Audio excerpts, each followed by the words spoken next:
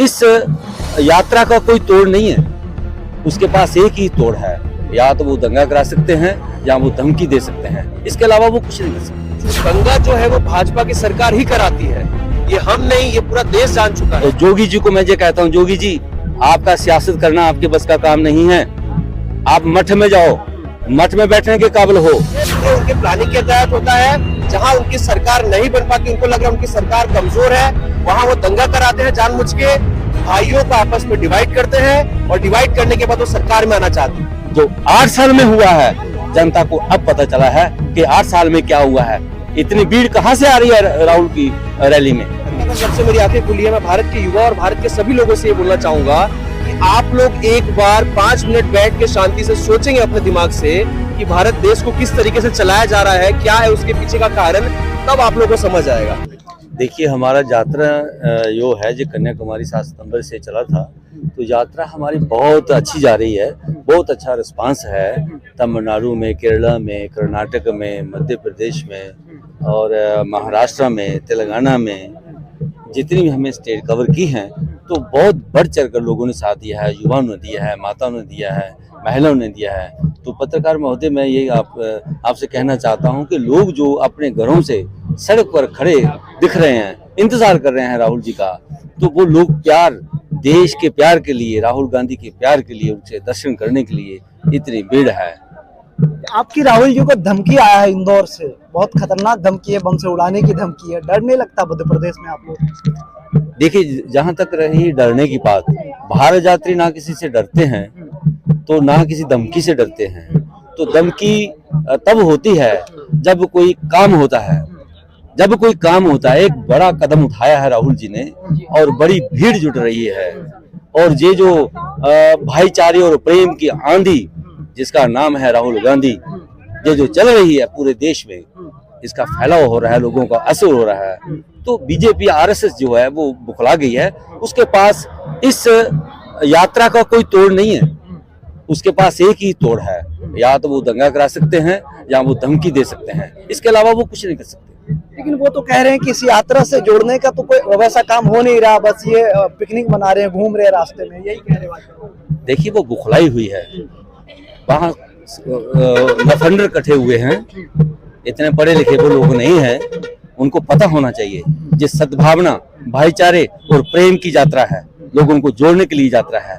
जो नफरत की आग उन्होंने जातिवाद में, हिंदू मुस्लिम में जो उन्होंने ये बीज बोया है, ये हम उनको सभी लोगों को इकट्ठा कर रहे हैं और एक प्रेम सूत्र में उनको ला रहे हैं। आप लोग कह रहे हैं कि वो बौखलाई हुई बीजेपी इसलिए सारी चीजें कर रहे हैं, या चाहे धमकी हो या कोई यात्रा रोकने की बात हो, कुछ भी।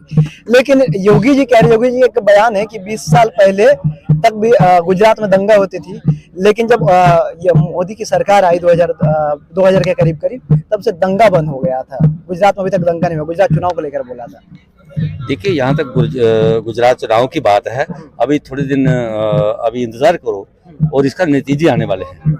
बीजेपी तो वहां से साफ होगी, जीतेगा कौन ये रिजल्ट बताएगा। रही मोदी जोगी जी की बात, तो जोगी जी को मैं ये कहता हूँ, जोगी जी आपका सियासत करना आपके बस का काम नहीं है।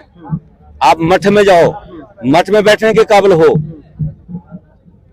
जोगी जी की प्रदेश में लड़कियों का बलात्कार होता है और रातों रात उनको जलाया जाता है, घर वालों तक मिलने नहीं दिया जाता है। आप क्या बात करते हो? तो मठ में भेजने की बात आप लोग कह रहे हैं, वो तो कह रहे हैं कि 70 सालों में कांग्रेस लूटा है, इसलिए हमें मठ से वापस आना पड़ा। देखिए, 70 साल का जो हुआ वो देश की जनता ने देखा। जो 8 साल में हुआ है, जनता को अब पता चला है कि 8 साल में क्या हुआ है। इतनी भीड़ कहां से आ रही है राहुल की रैली में? 3 किलोमीटर रैली लंबी होती है, ये कहां से आ रही है? इसलिए आ रही है कि बीजेपी की सरकार से, जो जुमलेबाजी सरकार है, जो झूठी सरकार है, मकार सरकार है, इसके जो इन्होंने जो जनता को दुख दिए हैं, जीएसटी लाया, नोटबंदी लाया, बेरोजगारी लाई। आज आपने देखा होगा पत्रकार महोदय, एक बच्चा आर्मी की वर्दी पहन के वो भी उसका विरोध कर रहा है, जो इन्होंने अग्निवीर लाई है। वो कह रहे 18 घंटा काम करते हैं हम, तो जो कांग्रेस वाले 18 घंटा काम करते हैं इसलिए बेरोजगारी आई है। 18 घंटा काम करके बेरोजगारी आई है। 18 घंटा काम करके जीएसटी लाया, 18 घंटा काम करके उन्होंने नोटबंदी की, 18 घंटा काम करके पूरे देश को बेचने की तैयारी की। 4 आदमी हैं, 2 देश चला रहे हैं, दो लूट रहे हैं, दो जो है जुमलेबाजी कर रहे हैं। कह रहे खूबियां कांग्रेस वाली कुछ बताती नहीं, बस खामियां जो है बस खामियां गिनाती है कांग्रेस वाली बीजेपी की। हम 18 घंटा काम करते हैं, योजना कोई लाते हैं, उसके विरोध में कांग्रेस खड़ी हो जाती है। देखिए पत्रकार महोदय, ये जो राहुल जी का जो काफिला है प्यार और भाईचारे का, सद्भावना का, ये जम्मू कश्मीर तक जाएगा। जम्मू पहुंचते पहुंचते दोगली नीति वाले लोग और इसके विरोध के लोग ये प्यार और भाईचारे की यात्रा जो हमको धो डालेंगे। कौन है दोगली? ये कौन है दोगली नीति वाले लोग जिनकी आप बात कर रहे हैं, जिनकी आप बात कर रहे हैं? एक तरफ वो सत्ता में बैठे हैं, दूसरी तरफ वो भाई से लड़ा रहे हैं। तो मतलब भाजपा की तरफ इशारा कर रहे हैं। तो बिल्कुल तो भाजपा दोगली नीति वाले लोग हैं। ठीक है। जी, मैं बड़ा प्यार से, हमारे वक्ता हैं ये बड़े अच्छे, इन्होंने बात रखी। मैं एक बात आपकी सुन रहा था। मैं वडोदरा रहता हूँ गुजरात में 2009 से। मेरा नाम विक्रांत पांडे है और मैं उत्तर प्रदेश बलिया से हूँ। सबसे पहले तो आपके सभी दर्शकों को नमस्कार। मैं एक चीज कहना चाहूंगा कि जो आपने बात की दंगों के लेकर, तो दंगा जो है वो भाजपा की सरकार ही कराती है, ये हम नहीं, ये पूरा देश जान चुका है। अब जब जिसकी सरकार है वो दंगा करा रही है, वो खुद सरकार में, तो दंगा क्यों कराएगी? आप मुझे बताइए। आप जब देखेंगे, यूपी में देखेंगे, अपना दिल्ली में देखेंगे, गुजरात में देखेंगे, हर जगह दंगा हुआ है। सिर्फ और सिर्फ भाजपा की सरकार जहां से बाहर है वही दंगा होता है। क्या अगर दंगा बाहर वाले लोग होते हैं, जैसे आम आदमी है, अगर मान लीजिए हिंदू मुसलमान अगर आपस में, जैसा भाजपा कहती है, आपस में लड़ते हैं, तो क्या भाजपा की सरकार जहां बन जाती है तो वो साथ हो जाते हैं? भाई ये कैसा प्लानिंग है? ये पूरे उनके प्लानिंग के तहत होता है। जहां उनकी सरकार नहीं बन पाती, उनको लग रहा है उनकी सरकार कमजोर है, वहां वो दंगा कराते हैं जानबूझ के, भाइयों को आपस में डिवाइड करते हैं और डिवाइड करने के बाद वो सरकार में आना चाहते हैं। लोगों को डरा के वो दंगा कराते हैं, डराने के बाद वो सरकार में आते हैं, सरकार के सत्ता में बने रहते हैं। वो तो गुजरात मॉडल की बात करते हैं, जो शांति का मॉडल का, तरक्की का। जी, मैं वही आपको बता रहा हूँ। 2009 से मेरे को मैं ऐसा सोचा था कि यार बहुत ही अच्छा है, मोदी जी जैसा तो कोई नहीं है। और मेरी उम्र 30 साल है। मैं आपको एक और चीज बताना चाहूंगा। मैं 2014 में मोदी जी को देख के, क्योंकि मुझे पता नहीं था कि भाई वो कौन कैसे है, मैं उस समय 22-23 साल का था, मैं इतना इंप्रेस हुआ कि मैंने ठान लिया था कि मुझे देश की सेवा करनी है।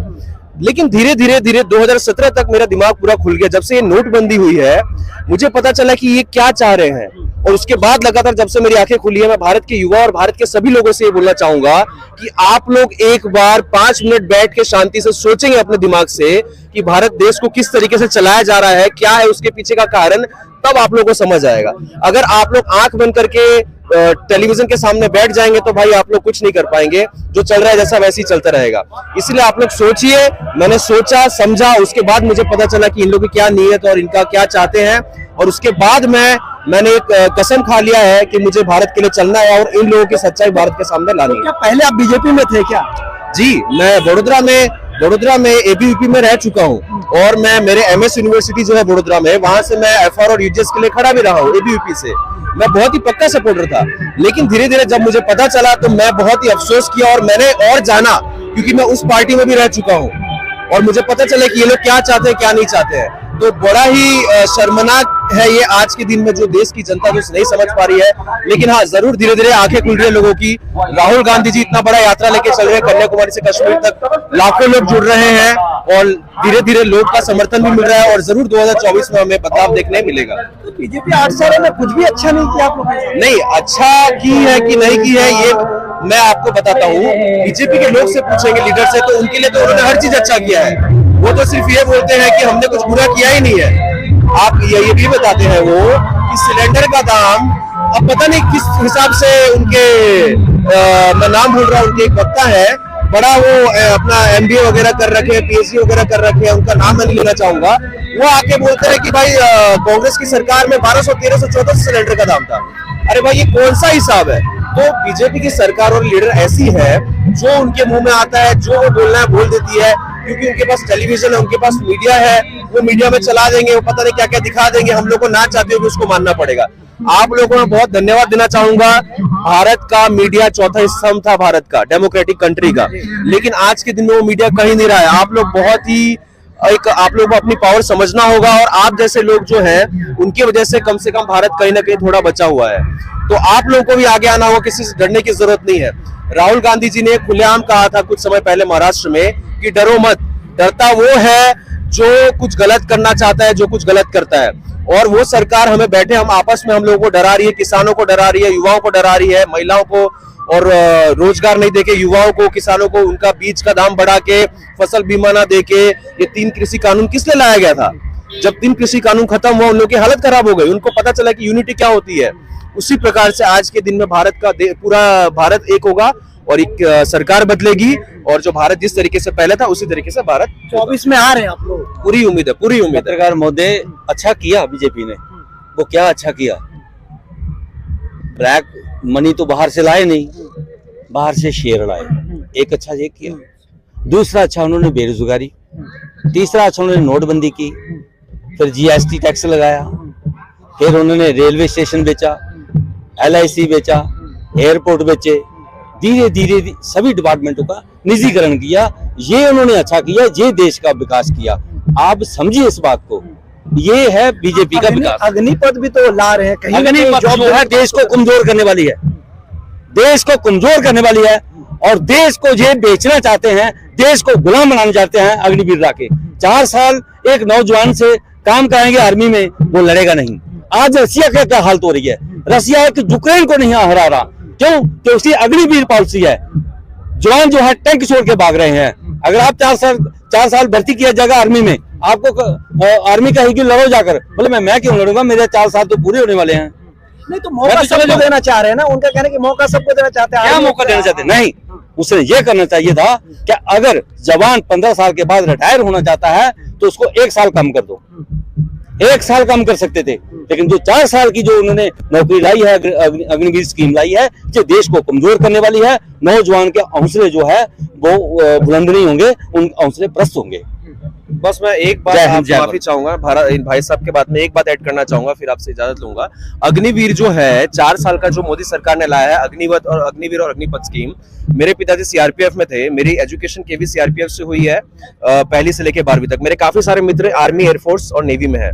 ये जो 4 साल का योजना है, पहले बता दूं, आर्मी, एयरफोर्स और नेवी के लिए है। अब इस 4 साल की योजना से क्या होता है, तो वो लोग कह रहे हैं कि हम 50,000 हर साल भर्ती करेंगे। तो आप वापस फिगर देखिएगा सारी जनता, हर साल 60 से 70 से 80,000 भर्ती होता था, तो वो फिगर वहां पे कट हो जाता है। आप बात कर रहे हैं युवा आएंगे, तो पहले के 18 साल के युवा ही भर्ती होते थे, कोई 50 साल का बुजुर्ग भर्ती नहीं होता था। 18 साल के युवा ही भर्ती होते थे। अभी भी आप 17.5 साल की, आपने 6 महीना कम किया है। अब क्या होगा कि 4 साल आप जब थे, हमारे पिताजी लोग का ट्रेनिंग कम से कम साल 1.5 साल का होता था। आप 6 महीना ट्रेनिंग देंगे, आप साल ट्रेनिंग देंगे, उसके बाद आप भारत की जो टैक्स पेयर है उनका पैसा वेस्ट करके आप लोगों को ट्रेनिंग देंगे, और 4 साल बाद उनको निकाल देंगे। 100 में से आप 25 लोगों को रखेंगे। ये क्या हिसाब है भाई? और ये देखिए, कैलाश विजयवर्गीय, मैं नाम ले रहा हूं, कैलाश विजयवर्गीय ने नाम लेके कहा कि भाजपा के उनमें उनको सिक्योरिटी गार्ड का नौकरी देंगे हम। क्या यही उनकी वो है?